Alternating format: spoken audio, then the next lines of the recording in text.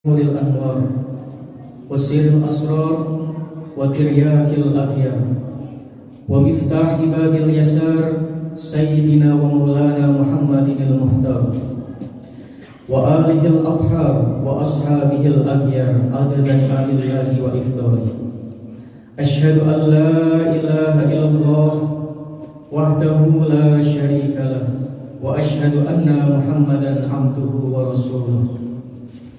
فقد قال الله عز وجل في كتابه الكريم وهو أصدق القائلين: أعوذ بالله من الشيطان الرجيم. بسم الله الرحمن الرحيم. يا أيها الذين آمنوا اتقوا الله ولتنظر نفس ما قدمت لغد واتقوا الله إن الله خبير بما تعملون. ولا تكونوا كالذين نسوا الله فأنساهم أنفسهم أولئك هم الفاسقون. لا يستوي أصحاب النار وأصحاب الجنة أصحاب الجنة هم الفائزون. يا أيها الناس اتقوا الله حق تقاته ولا تموتن إلا وأنتم مسلمون. Ma'asyiral muslimin, sidang jemaah rahimakumullah. Usi nafsi wa iyyakum bittaqwallah. Faqad faza muttaqun, faqad faza fawzan 'azima. Lantunan segala puja dan puji, marilah kita haturkan kehadirat Allah Subhanahu wa taala. Sehingga kita masih diberikan kesehatan, terutama dan utama masih diberikan nikmat iman dan Islam, sehingga dapat melangkahkan kaki untuk berduduk, bersujud, bersimpuh, memanggil hati kita untuk mendekatkan diri kepada Allah Subhanahu wa taala. Shalawat beserta salam marilah kita haturkan kehadirat Allah Subhanahu wa taala atas limpahan rahmat dan ridhonya, semoga selalu tercurah kepada kekasihnya Nabi Muhammad SAW beserta keluarga, para sahabat, dan insya Allah kepada umatnya yang setia mengikuti perjuangan beserta sunnah-sunnahnya. Allah Subhanahu wa ta'ala berfirman: Ya ayyuhalladzina amanu taqullaha wal tanzur nafsum ma qaddamat lighad. Wahai hambaku yang beriman, sudah apa yang engkau persiapkan untuk engkau memenuhi panggilan daripada Allah Subhanahu wa ta'ala? Karena dalam kehidupan kita ada hari esok, yaitu hari kematian kita. Ada hari di mana kita akan kembali kepada Allah, dari satu masa ke masa, dari satu alam ke alam yang lain. Sudah apa yang sudah kita persiapkan? Sudahkah kita banyak mengingat kepada Allah?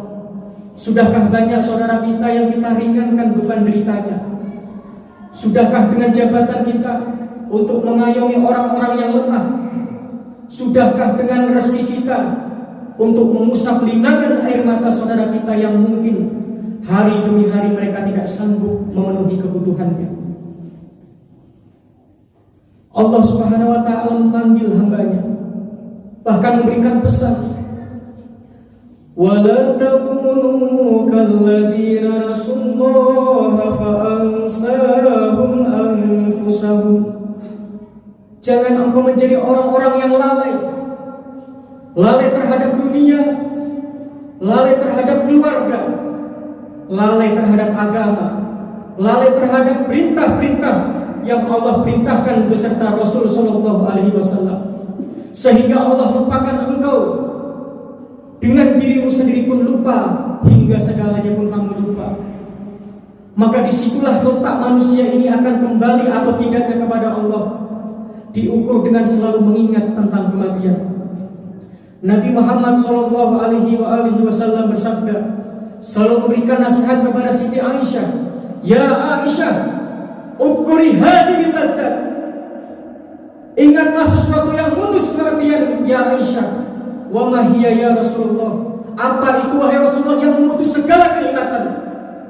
Qala al-maut, al-maut, kematian. Berapa banyak saudara kita yang mungkin mengajinya sepotong demi sepotong ayat, yang mungkin mengkajinya itu hanya sebagian saja, tidak sampai habis sehingga menjadi tolak ukur, menjadi pemahaman yang salah dan mungkin susah untuk diingatkan kembali kepada jalan yang benar. Sebagaimana Sayyidina Syekh Ibrahim bin Adham ketika beliau memasuki pasar Basrah, beliau disambut oleh umatnya. Sebagian mereka berkata, "Ayuhal imam, bukankah Allah Subhanahu wa taala berfirman di dalam Al-Qur'an, Bismillahirrahmanirrahim. Wa idza sa'alaka ibadi anni fa inni qarib. Ujibu da'watad da'i idza da'an. Falyastajibu li wal yu'minu bi la'allahum yarshudun." Kenapa doa kami ditolak wahai imam? Kenapa kami yang sudah taat kok masih banyak yang tidak didengar oleh Allah Subhanahu wa taala? Maka Syekh Ibrahim bin Adham memberikan nasihat, wahai kaumku, kalian telah mati hati kalian oleh beberapa perkara. Yang pertama, kalian mengenal Allah, tapi kalian tidak pernah menunaikan hak-hak daripada Allah Subhanahu wa taala. Kalian sering membaca Al-Quran, bahkan di mana-mana dilombakan, tapi kalian tidak mau mengkaji dan mengamalkan isi intisari daripada firman Tuhan. Yang ketiga, kalian mengaku cinta kepada Rasulullah SAW, tapi hanya baju dan jenggot yang kalian pelihara. Namun banyak sunnah-sunnah yang lebih besar kalian campakkan dan kalian tinggalkan. Yang keempat, kalian mengaku cinta dan ingin menghadap Allah beserta rahmat Allah di dalam surga, tapi kalian tidak berusaha mengamalkan amalan-amalan penduduk surga. Yang kelima, kalian sering menguburkan orang mati, namun kalian tidak pernah mengambil pelajaran daripada orang yang sudah ditanam tiada daya dan upaya. Yang keenam, kalian sering memakan rezeki Allah, tapi kalian enggan menunaikan zakat, infak, dan sedekah. Kalian sering mengkoreksi kecacatan aib orang lain, tapi kalian lupa dengan aib dan diri kalian sendiri. Yang kedelapan, kalian sering mengetahui setan bahwa itu adalah musuh hak bagi kita, namun kalian terlena selalu mengikuti bisikan dan rayuannya. Masih banyak penyakit hati karena kita hanya gagal faham.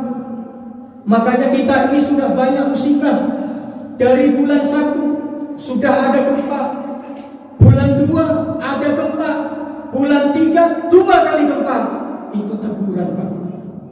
Yang jadi ulama itu penasehat juga.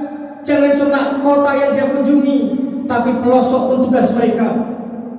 Yang punya jabatan 5 tahun, ingat, saudara kita yang sudah stroke, yang sudah berpenyakitan, sebetulnya menjadikan kebingungan kalau kita teliti. Sedangkan yang biasanya orang-orang yang sakit, orang-orang yang banyak penyakit, ialah orang-orang yang dililit hutang, yang mungkin makannya pun tidak teratur, hidupnya tidak tenang, rumahnya ngontrak. Kenapa banyak pejabat, banyak aparat, banyak orang-orang besar penyakitnya aneh-aneh? Apa ada orang yang bergelimangan harta sampai pusing? Tidak, Bapak. Tapi ada sesuatu hal yang kita tidak inginkan oleh Allah Subhanahu wa taala, yaitu banyak memakan hak-hak di antara saudara kita. Makanya kita kalau ingin selamat dunia akhirat, perbanyaklah mengingat mati. Kita sholat cuma waktu di dunia, kita menolong orang, kita berzakat, kita silaturahim, kita mengkaji, kita menjadi orang yang ikut berjuang di jalan Allah Subhanahu wa taala. Karena di situ adanya gempa musibah, Allah Subhanahu wa taala ingin menegur kita. Apakah tambah parah? Apakah tambah kita kembali kepada Allah Subhanahu wa taala? Makanya ketika zaman Harun ar-Rasyid, zaman Sayyidina Umar bin Khattab radhiyallahu anhu, hingga khilafah-khilafah yang soleh, mereka ketika ada gempa, maka mereka kumpulkan rakyatnya. Wahai rakyatku, maksiat apa yang telah kau lakukan di atas muka bumi ini, sehingga bumi marah, sehingga bumi menangis kepada Allah Subhanahu wa taala. Ketika rakyatnya sudah didudukkan, dipanggil para pejabatnya, wahai gubernur, wahai camat, wahai bupati, wahai presiden, maksiat apa yang telah engkau tunaikan sehingga Allah memberikan teguran secara keras dan secara cepat? Langsung ditegur. Bukan cuma rakyatnya semuanya, karena kalau yang berbuat satu ataupun 3, ribuan bahkan ratusan ribu, korbannya merata. Makanya kita yang masih memiliki jabatan, gunakan untuk masih sehat. Yang masih diberikan ilmu, bisa menyampaikan agama, lurus walaupun pahit, walaupun kadang kita diintimidasi, diteror, gak masalah. Daripada kita mati-mati gak jelas, walaupun pahit harus kita ambil. Karena sekarang sudah banyak secara sistematis penjajahan untuk merusak Islam. Karena Islam sudah terbukti di Indonesia hanya modal dengan bambu runcing, namun mereka bisa mengusir penjajah-penjajah yang menggerogoti kesatuan negara Republik Indonesia. Para ulama, para tentara, para TKR, para front-front Islam telah merelakan di jiwa dan raganya tanpa tunjangan hidup, tanpa sesuatu yang diiming-imingi oleh pemerintah, namun mereka hanya mendapatkan nyawa ataupun syahid di medan perang. Makanya kita tahu Pancasila itu hadiah oleh ulama sebagai orang-orang Islam yang berjuang di medan tempur. Di situ semua mengandung intisari daripada nasihat Islam. Persatuan Indonesia itu kalau kita kembali ke Al-Quran, wa'tasimu bihablillahi jami'an wa la tafarraqu, yang akan dihilangkan menjadi HIP, haluan ideologi Pancasila. Di situ mau apapun mungkin madhabnya, selama rukun Islamnya 5, rukun imannya 6, itu saudara kita. Intinya ngajinya jangan tanggung supaya kita tidak fanatisme golongan. Keadilan sosial bagi seluruh rakyat Indonesia itu di ujung akhir khotib di situ dijelaskan oleh Allah Subhanahu wa taala. Innallaha ya'muru bil adli wal ihsan wa ida'idil qurba wa yanha 'anil fahsya'i wal munkar. Di situ semuanya Al-Qur'an semua. Makanya Sayyidina Umar bin Khattab pernah ingin membela seseorang yang terkena kasus. Ditanya oleh Rasulullah, "Ya Umar, ata'rifu hadzal rajul? Apakah kamu tahu laki-laki itu ya Sayyidina Umar?" "Na'am ya Rasulullah, araftu." Habis itu Nabi Muhammad memberikan pertanyaan lagi. "Ata'rifu madkhalahu wa mahrajahu min baitihi?" Kamu tahu keluar masuk laki-laki ini kemana? Kamu tahu amanahnya? Tahu kamu kejujurannya? Tahu kesubutannya? Tahu ketakutannya, kewara'annya kepada Allah? Kamu sudah pernah asuh dengan dia, makan dengan dia, tidur dengan dia? Belum ya. Sayyidina Umar akhirnya angkat bicara. Kamu belum tahu laki-laki itu ya Sayyidina Umar. Makanya Sayyidina Umar bin Khattab orang yang paling suka belusukan, Pak. Cuman belusukannya bukan waktu mau nyalon bupati, bukan waktu nyalon gubernur, bukan waktu mau nyalon presiden. Sudah jadi khilafah hampir tiap malam pakai baju belusukan. Pingin tahu di desa mana yang masih susah, di kecamatan mana yang mungkin orang itu kelaparan, di sudut mana yang banyak orang bermaksiat. Sayyidina Umar tiap malam hanya ditemani 1 atau 2 ajudannya pakai baju yang rompang-ramping. Makanya hati-hati, jangan pun tingkat pejabat yang tinggi yang sudah pernah duduk di Kapolri, ketika saudara kita lengser, kita pun pensiun, nggak ada gunanya lagi ustadz ngasih pengaruh bintang 4, sekarang ngasih pengaruh bintang 1 pun susah. Karena apa? Sudah duduk. Jadi caranya gimana? Kita kembali kepada Allah, taubat secara tawakal bersama-sama, perbaiki ibadah kita, perbaiki ekonomi kita, kita belanja kepada saudara muslim. Itu yang diajarkan Nabi Muhammad SAW.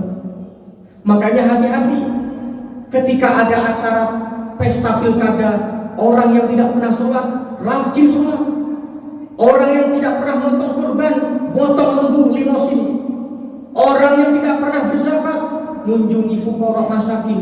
Tapi setelah duduk, jangan pun masuk got, jangan pun masuk gorong-gorong, di demo ribuan hingga ratusan ribu malah tidak menampakkan dirinya. Ini teguran kita. Banyak saudara kita yang pengkhianat. Dia tidak ingat kalau saya mati, anak saya tertindas ekonomi, terjajah agamanya, terjajah ideologinya, terjajah hak-haknya, maka anak kita bisa dimurtadkan, Pak. Kita buka sejarah Andalusia. Dari tahun 92 Hijriah, Pangeran Ziyad, Ahmad bin Ziyad sudah sampai Uni Eropa Spanyol. Di situ ada 11 ataupun 13 negara besar dikuasai oleh Islam secara adil dan bijaksana selama 800 tahun. Namun ketika di ujung akhir tahun 800 sekian yang dipimpin oleh Pangeran Muhammad bin Ahmad As-Sohir, maka hanya cukup waktu 8 tahun untuk menghancurkan Andalusia. Sevilla, Cordoba, Malaga, Barcelona, Madrid, Spanyol, dan lain-lain itu salah satu daerah kekuasaan Islam Andalusia. Cukup 8 tahun. Sudah dikaji. Kalau main perang, ustadz tambah kuat kalau tidak makan. Bukan tambah lemah, tambah kuat para ustadz, para santri. Sudah diuji puasa apapun. Tapi kalau didatangkan uang secara besar, dibagi proyek sana sini, akhirnya kita terpecah-pecah barisan kita. Kita berseteru antara TNI dengan TNI, masyarakat dengan masyarakat selisih paham, ustadz dengan ustadz diadu, semuanya disitulah akhirnya kita rentan masuk jajahan demi jajahan yang lain. Ketika sudah lemah, diuji dengan naik jabatan. Kalau mau begini naik kamu, kalau enggak turun. Tapi orang tidak memikirkan seperti apa nasib saya ketika masuk kubur. Ketika sudah mulai rentan, diadu domba, kemudian hingga dihancurkan secara mudah. Karena pertama uang, dengan uang bisa membeli makanan, bisa ganti mobil, bisa ganti rumah, bisa nambah istri, bisa keluyuran ke sana kemari. Tapi kalau kita ingat kita akan mati, maka bukan pekerjaan itu yang kita kejar. Makanya Nabi bersabda, sayati zamanun 'alan nas ru'asa'uhum kal asad. Suatu saat akan datang di akhir zaman di mana umatku ketika lalai jauh daripada agama, mereka akan menjumpai para pemimpin yang wataknya seperti singa. Singa ini nggak pernah dilantik, Pak, menjadi kepala raja ataupun kepala negara di hutan. Tapi karena keberontakan dia, keganasan dia menjadi syekh atau menjadi raja atau presiden di tengah hutan. Tidak memiliki mana lawan, mana kawan, mana anak, asal lapar, sikat. Sudah kita rasakan. Karena dosa kita terlalu lalai dengan kebun kita, terlalu lalai dengan perdagangan kita, lalai dengan bicycle kita, hingga Allah menurunkan laknat sedemikian rupa. Yang kedua, wa uzarahum kazi'ar. Para menterinya wataknya seperti serigala, tidak main tabayun, tidak main pikir. Kalau dari yang pusat sudah ngaung begini, yang di bawah pun tinggal ngaung begitu. Seperti singa, tidak ada pendirian. Asal diinterogasikan begini, oke siap. Masalah mati itu nomor 2. Sudah kita rasakan. Wa qudatuhum kal kilab. Banyak para penegak hukum yang watak dan mentalnya seperti binatang anjing. Ini bukan perkataan ustaz, perkataan Nabi Muhammad SAW. Ustaz hanya menyambung lidah. Karena sifat anjing ini sifat yang sangat pengkhianat luar biasa. Dia tidak tahu majikan, tidak tahu lawan, tidak tahu musuh. Asal datang membawa daging ataupun tulang, maka kita seduluran, nggak gonggong dia.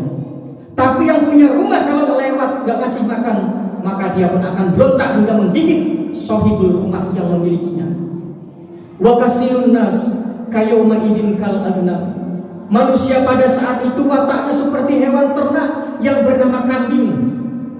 Disuruh baris, disuruh ke sana, disuruh ngumpet di dalam rumah, ngumpet, disuruh nggak sholat. Sedangkan seandainya memang ada wabah, justru kita berbondong-bondong, Pak.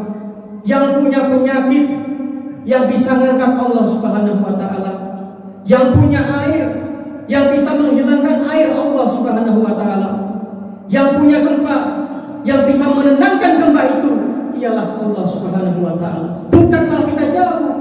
Makanya sudah tampak yang sangat aneh-aneh dan janggal ketika perang Ukraina sama Rusia, tiba-tiba kok corona hilang. Sampai bahasanya, ya Allah, yang tadinya kita dipaksa ini itu sudah demikian mudahnya kita mau kemana-mana. Ada apa ini konstitusi? Makanya kita hati-hati. Jadikanlah pelajaran Andalusia supaya kita, negeri kita, hingga ke anak cucu, hingga sampai Imam Mahdi dibaiat, masih menjadi negara yang berpenduduk muslim terbesar. Jangan kita sesama anak bangsa, sesama daerah disogok berapa tanah selama corona ini, 9 juta lepas. Tiba-tiba surat sertifikatnya punya asing. Kemarin data-data fake, bukan kita hoax.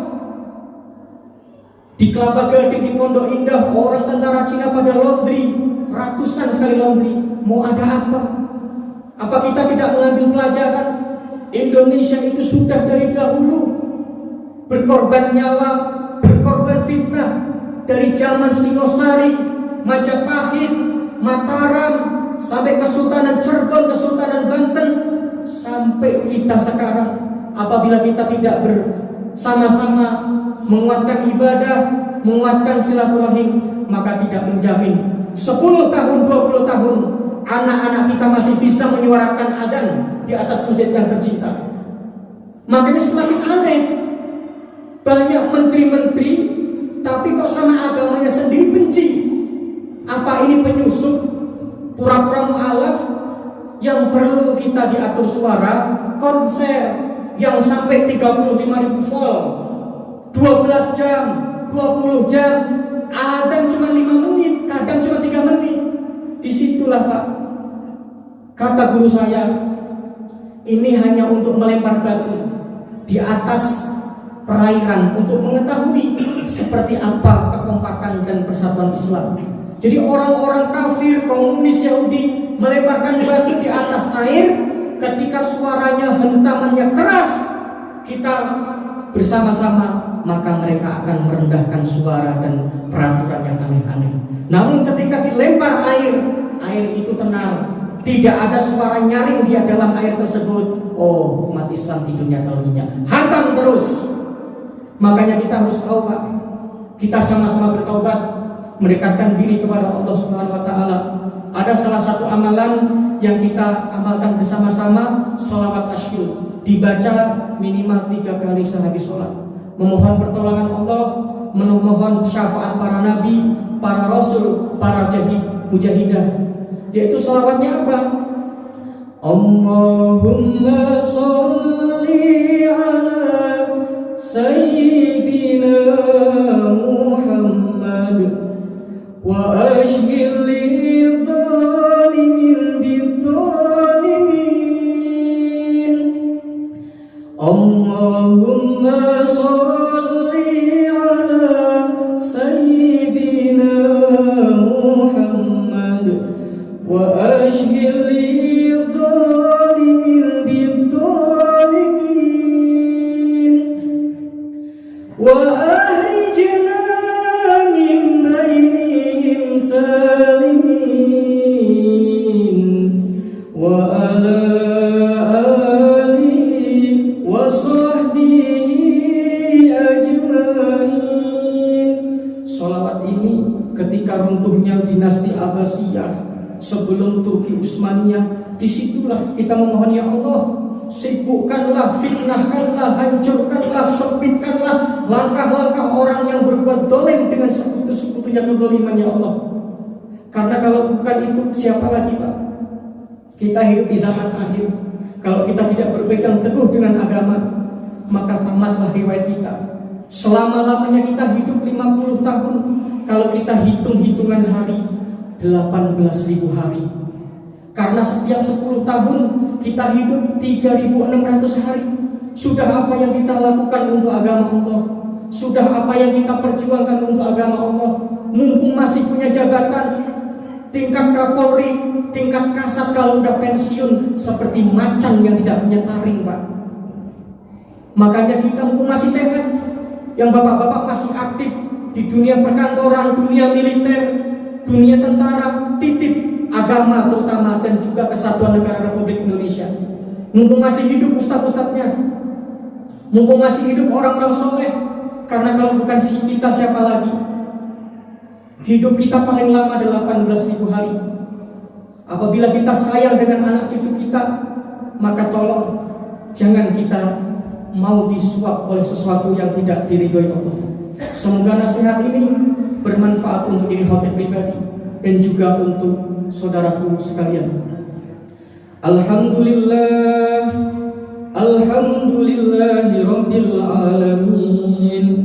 Wassalatu wassalamu ala habibina Mustafa wa ala alihi wa sahbihi wa ahla sidqi wal wafa. Ashhadu an la ilaha illallah wahdahu la syarika lah wa ashhadu anna Muhammadan abduhu wa rasuluh. Ya ayyuhan nas ittaqullaha haqqa tuqatih wa la tamutunna illa wa antum muslimun. Barakallahu li wa lakum fil Qur'anil azim wa naf'ani wa iyyakum bima fihi minal ayati wa dzikril hakim wa taqabbala minni wa minkum tilawatahu innahu huwas samiul alim. Aqulu qawli hadha wastaghfirullahal azim li wa lakum wa lisairil muslimina wal muslimat wal mu'minina wal mu'minat fastaghfiruhu innahu huwal ghafurur rahim.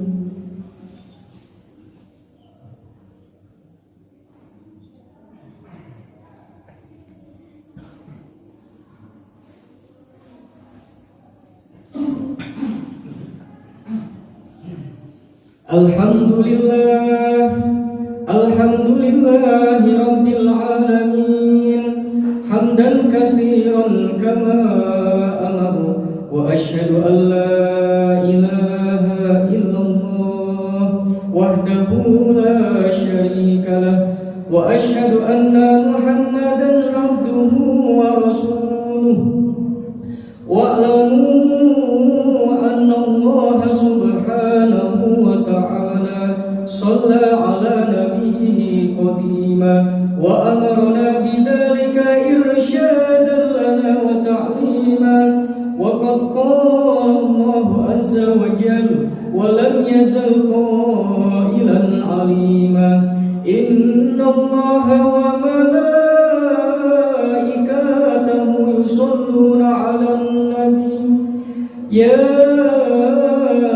ayyuhalladzina amanu sallu 'alaihi wa sallimu taslima. Labbaik Allahumma labbaik, labbaik Allahumma labbaik, labbaik Allahumma labbaik. Allahumma shalli ala sayyidina Muhammad wa ala ali sayyidina Muhammad. Ya ayyuhan nas ittaqullaha haqqa tuqatih wa la tamutunna illa wa antum muslimun. Allahumma fir lil muslimina wal muslimat wal mu'minina wal mu'minat al ahya'i minhum wal amwat wa dha'if lahumul hasanat wa kaffir anhumus sayyi'at. Allahumma a'izzal islam wal muslimin wa adilla syirka wal musyrikin wa dammir a'da'ad-din. Allahumma ansur ikhwanana minal muslimin fil mujahidin fi Indonesia. Allahumma ansur ikhwanana minal muslimin fil mujahidin fi Palestin. Allahumma ansur ikhwanana minal muslimin fil mujahidin fi Turki. Allahumma ansur ikhwanana minal muslimin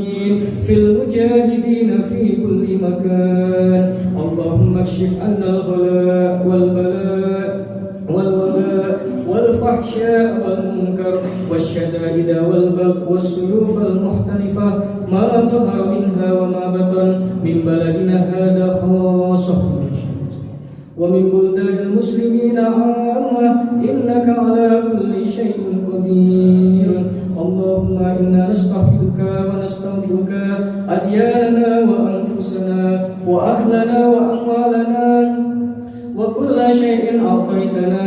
اللهم اجعلنا وإياهم في كنافك وأمانك وإيادك وجوارك من كل شيطان مريض وجبار عنيد وذي عين وذي بكي ومن شر الشر إنك على كل شيء قدير. اللهم جملنا بالعافية والسلامة وحققنا بالتقوى والاستقامة وأعذنا من مجيبة الندامة في الحال والمال إنك سميع الدعاء. ربنا آتنا في الدنيا حسنة وفي الآخرة حسنة وقنا عذاب النار وأدخلنا الجنة يا عزيز يا غفار يا ستار يا رب العالمين. وصلى الله على خير خلقه سيدنا ونبينا محمد النبي الأمي وعلى آله وصحبه وبارك وسلم. عباد الله إن الله يأمر بالعدل والإحسان وإيتاء ذي القربى وينهى عن الفحشاء والمنكر والبغي يعظكم لعلكم تذكرون. فاذكروا الله يذكركم واشكروه على نعمه يزدكم واسألوه من فضله يؤتكم ولذكر الله أكبر. ثم أقيموا الصلاة.